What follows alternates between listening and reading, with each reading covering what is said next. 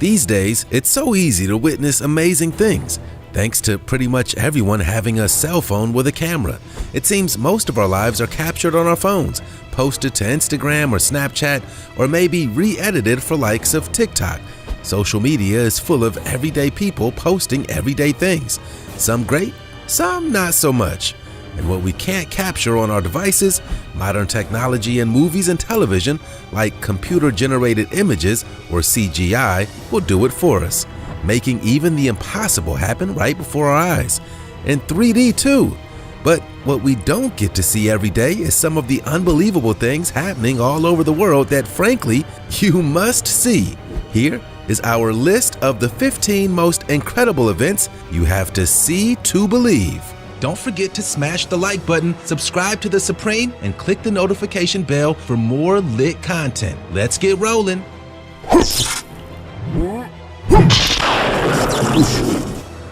Number 15.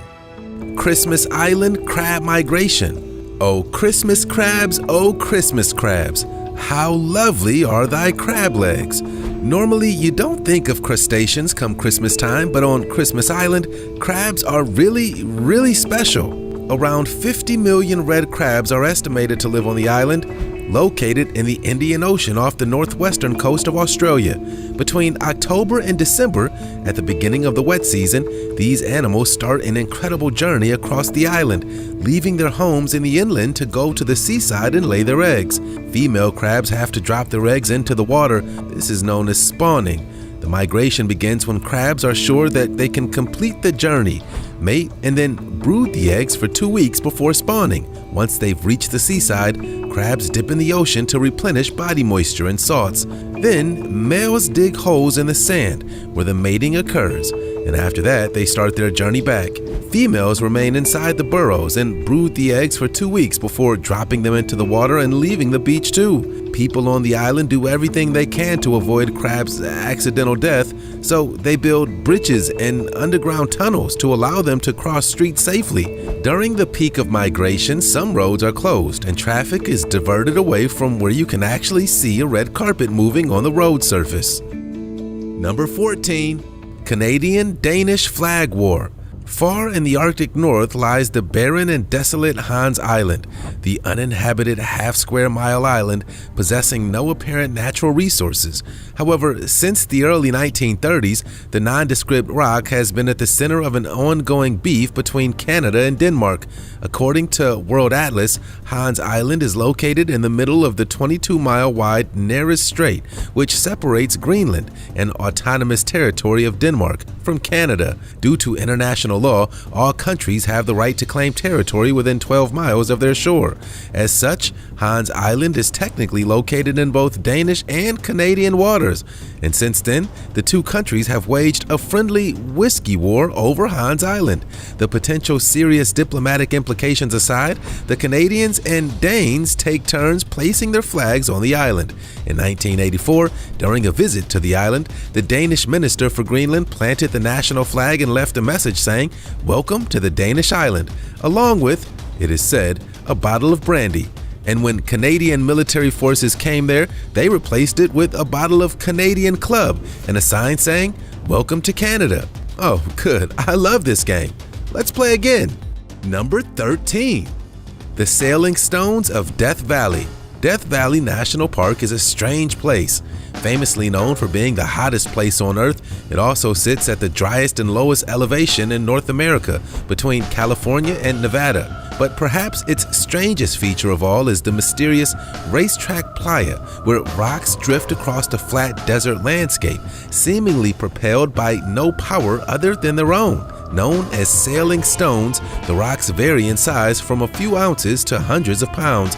Though no one has ever seen them actually move in person, the trails left behind the stones and periodic changes in the location make it clear that they are, in fact, sliding across the playa.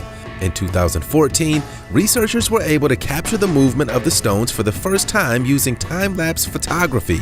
The results strongly suggest that the sailing stones are because of a perfect balance of ice, water, and wind, leaving behind trails as long as 1,500 feet. Whoa! And once, a 700-pound block they named Karen, which didn't move at all while being studied, was entirely missing when researchers returned years later. It was over a half a mile from the survey site. Cool, huh? Number 12. The flowering Atacama Desert. After intense and unexpected rain fell in the north of Chile, parts of the usually arid Atacama Desert have turned into carpets of beautiful, vibrant flowers. The Desierto Florido, or flowering desert, usually occurs every 5 to 7 years when rains cause buried seeds to germinate and flower. More than 200 species of plants have been found to grow in the area, and not only are flowers born in the flowering desert, but a rich fauna grows around it. Lizards, reptiles, birds, and animals like foxes share the environment. Since many of the species that bloom at the Atacama Desert phenomenon do not grow anywhere else on the planet, its preservation is fundamental. There are established treks to walk, and cutting flowers is prohibited. The government officially protects it to ensure that future generations may enjoy this beautiful Atacama spectacle. And this amazing bloom draws visitors and botanists from Chile and around the world. Remember to stop and smell the flowers. Number 11. The Nepali honey hunters. Bees are very precious because of the valuable role they play in maintaining the world's ecosystem, and they produce delicious honey, which creates jobs and feeds honey lovers around the globe. But you would not believe the lengths people in Nepal will go to for this delicious commodity. Honey hunters make dangerous vertical climbs while enduring stings from enormous bees to harvest it. And it's not just regular honey, it's called mad honey. Besides being hallucinogenic, it's touted as relieving hypertension, providing a burst of energy, and being a sweet substitute for Viagra. Swing? As a result, mad honey ranks among the most expensive honeys in the world. It sells for $60 to $80 a pound, and well, for that price, yeah, that's mad honey. To get it, honey hunters climb amazing heights, risking their lives to get it. Engulfed by the thick smoke, the honey hunter jousts tentatively at a nest with a bamboo stick with a sickle or wooden plate at one end, cutting the exposed honeycomb away from the cliff face. Using another stick to guide the basket hanging beside him, he catches the honeycomb as it falls before the basket is then lowered to the ground. Another hunter watches from the base of the cliff as the cutter repositions himself on the rope ladder, 200 feet above. And that's how it's done. Thankfully, most of us can get honey locally and without bee stings. Number 10. The Gloucester Cheese Race. A 9-pound round of double Gloucester cheese is rolled down a hill and competitors chase after it for a prize. Yeah, you heard that right. This kooky contest takes place on Cooper's Hill in Gloucester, England, and people have come from all over the world to take part in the unusual sport. There's even a pub nearby named after the event called the Cheese Rollers. It starts like this. The masters of the ceremony kick off the event by shouting, 1 to be ready, 2 to be steady, 3 to prepare, and at which point the cheese is released, and 4 to be off. Then they're off. The competitors then launch themselves down the hill after the cheese, with the first person past the finish line crowned as the winner. Originally, the aim was to catch the cheese. However, its 1 second head start and how quickly it gains speed, this becomes pretty difficult and dangerous. In the past, spectators have been injured by the rolling cheese, but that never stopped champion Chris Anderson. He's taken home 21 double Gloucester cheeses over the past 14 years. Anderson left the other contestants trailing in the dust as he sprinted, tripped, and tumbled down Cooper's Hill in the village of Brockworth. However, he will not be tucking into his latest prize, an 8-pound double Gloucester of cheese, because Anderson only eats cheddar. Number 9. Frozen Finger of Death. This may be pretty fascinating to watch, but do not be fooled by this incredible natural phenomenon. As ethereal as the twisting ice spiral appears, it's incredibly dangerous. This otherworldly image looks like some kind of weird tornado, but it was actually captured under the sea. Dubbed the Ice Finger of Death, it's called a brinacle, and this rare nature event freezes and kills everything around it once it touches the seafloor. A brinacle is formed when the sea ice cracks and leaks out the saline water to the open oceans. As the brine is heavier than the water around it, it sinks to the ocean floor while freezing the relatively fresh water it comes into contact with. The process lets the brinacle grow downward, Occasionally, a brinacle may actually reach the seafloor as recorded in this video. As it grows, it catches various bottom-dwelling creatures around it, such as sea urchins and starfish. When it reaches the ground, it freezes everything in the surrounding area. Number 8. La Tomatina. La Tomatina is an annual globally renowned Spanish festival where every year some 40,000 people descend on the tiny Valencian town of Buñol, which is in Spain, for one day to pelt each other with tomatoes. And why not? As the name suggests, tomatoes feature heavily during this day-long celebration. As thousands take part in this massive tomato-fueled all-out food fight, La Tomatina can trace its roots back to the mid-1940s, when the first public tomato food fight accidentally took place. The story goes that during a more somber street parade back in 1945, street fight broke out when one rowdy local started to pelt everyone with vegetables from a nearby market stall. A group of young people retaliated and a huge food fight broke out. The following year, the same people picked up a fight on purpose and brought their own supply of tomatoes.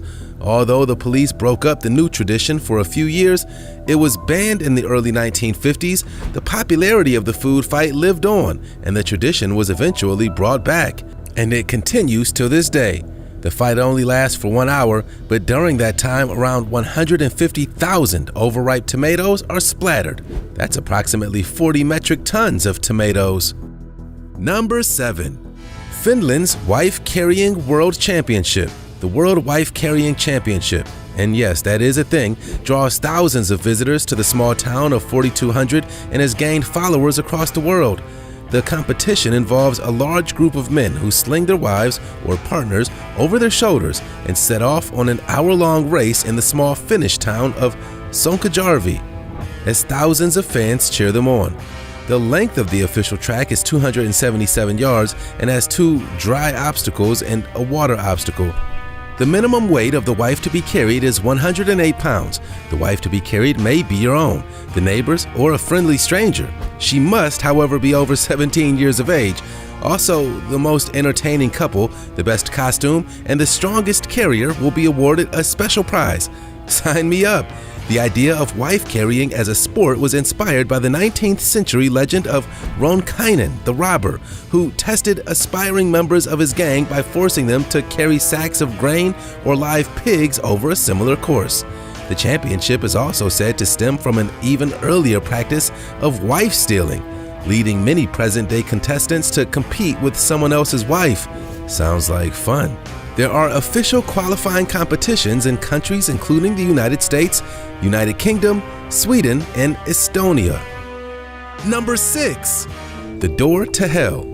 40 years ago, a vast molten cavity known as the Darvaza crater, nicknamed the Door to Hell, opened up in the desert of North Turkmenistan and has been burning ever since. A Turkmen geologist claims the massive hole was set alight in 1971 after fears it was emitting poisonous gas. It's now been burning for 40 years. The crater, which is 230 feet wide and over 60 feet deep, is located in a natural gas field in Alha province in Turkmenistan, which has the 6th largest gas reserves in the world. George Coronis, a Canadian explorer, became the first person known to have ventured into the pit last year, although footage of his expedition first aired on National Geographic, which partly funded the expedition. Is this guy nuts? So the aim was to put on a specially designed half-resistant suit, kind of like an astronaut would wear. The aim was to collect soil samples from the bottom of the pit to try to establish whether life could exist in such a harsh environment. Locals know the crater as the Gates of Hell, and for good reason. Its fiery glow can still be seen for miles. Number 5. Naadam, Mongolia. In mid-July each year, up to 1,000 racing horses decked out in their traditional finery, exactly 512 wrestlers dressed in the style of their ancestors from nearly a millennium ago, and archers, organized in terms of 10, wearing their national costume, all converge on Mongolia's capital, Ulaanbaatar, to celebrate the traditional festival, Naadam. Much of the country's population will turn out in their finest Mongolian dress, many participating in performances of throat singing or competing in a game of ankle bone shooting. Say what? Naadam is the most widely watched festival among Mongols and is believed to have existed for centuries in one fashion or another. It has its origin in the activities such as military parades and sporting competitions that followed the celebration of various occasions, including weddings or spiritual gatherings. It also served as a way to train soldiers for battle. Consequently, later in the 1920s, Naadam started to take place as a nationwide celebration honoring the victory of the People's Revolution in forming the independent nation of Mongolia. From that time, the dominant image of Naadam has shifted from mass battle or physical training to national celebration. Number 4. Professional finger pulling. Finger pulling? Is that an actual sport? Yes, indeed it is. Today, it is a national sport in the southern region of Germany and neighboring Austria. But if you think Fingerhaken, aka finger wrestling, is some kind of amusing time waster Bavarian men enjoy after a few too many lagers, well, you're mistaken. The contest works like this. 2 contestants sitting on opposite sides of a big table, they thread their fingers into a strap. Once in position, after the referee's signal, they start pulling as hard as they possibly can. The winner is the person who manages to pull the other contestant across the table, using only his middle finger. Sounds crazy, right? How do you prepare for such an unusual sporting event? Some of the wrestlers like to crush tennis balls with their hands or do pull-ups with their only middle fingers, and some have even been known to make their digits lift weights of up to 50 kilograms. International Alpine Championships are held in Ostad, a picturesque village in Upper Bavaria. Despite claiming to be an international contest, it isn't really a multinational affair. In fact, apart from Germans, the only other people that enter are Austrians. Do you think you have what it takes? Number 3. The Black Sun. Sounds creepy, right? Well, it isn't, but it is incredible. Every year in spring and autumn, giant populations of starlings migrate from Norway, Sweden, and Finland, and on their way to France, Britain, Belgium, and the Netherlands, they create one of the most unique natural phenomena in Denmark. It's called the Black Sun, and it occurs in southwestern Denmark from August until the end of October, and in spring from the middle of March to the middle of April, when the starlings make a stop at Wadden Sea National Park's marshlands to rest and find food. The beautiful bird movement lasts about 20 minutes long during sunset and has taken its name due to the fact that during this time, it feels like the sun disappears behind the hundreds of thousands of birds. The flocks perform movements that those have seen the black sun up close compare to dancing. But really, it's not the birds busting a move. The starlings move together and perform various formations in order to protect themselves from predators. So one of the best times to see the black sun is when the birds begin to land and spend the night. And by the way, for your information, a flock of starlings is called a murmuration. You're welcome. Number 2. The Catatumbo lighting. What is Catatumbo lighting? The phenomenon is known variously as the beacon of Maracaibo, Catatumbo lighting, or Q dramatic roll of thunder, the everlasting storm. And it takes place in Venezuela, where the Catatumbo River meets Lake Maracaibo. This is where Catatumbo lightning takes place. There's an average of 260 storms per day. So pack your umbrella. A quarter of Venezuela's population lives in the highest concentration of lightning on Earth, 500 flashes per square mile per year. But the locals are totally used to it. Sailors have embraced this phenomenon for centuries, using the Catatumbo lightning as a beacon, kind of like a lighthouse. When the Italian navigator Amerigo Vespucci sailed into Lake Maracaibo in 1499, he encountered a city of huts built on stilts. He called the floating city Venezuela, or Little Venice, or so the story goes. Today, Maracaibo supports 20,000 fishermen, and many live in palafitos, which are 1 room, 10 shacks.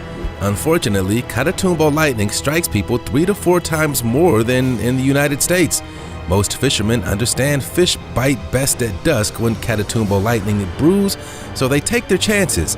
But would you? I guess in Venezuela, lightning can strike the same place twice. Number 1. Monarch butterfly swarm. Monarch butterfly migration is the phenomenon mainly across North America where the subspecies Danaus plexippus migrates each summer and autumn to and from overwhelming sites on the west coast of California or mountainous sites in central Mexico. This massive movement of butterflies has been called one of the most spectacular natural phenomena in the world. In this video, check out the incredible hummingbird drone, the fake bird with a special camera inside to get as close to the monarch butterflies as possible. The footage was captured in the heart of a grove, buried deep in the mountains of Mexico. As it begins, millions of monarch butterflies can be seen sleeping, huddling toward to keep warm. But as the weather warms up and hits a critical tipping point, they begin to leave their perches, first as a trickle and then as an all-out swarm of the mighty monarch butterfly. The resulting footage is both spectacular to behold and apparently quite rare. The hummingbird photographer gets a bird's-eye view of the 500,000 fluttering monarchs deep within the Mexican mountains. Thankfully, no butterflies were harmed in the making of this video. And how do we get our hands on this amazing hummingbird drone? It's awesome. That was 15 of the most incredible events you have to see to believe. Thanks for watching.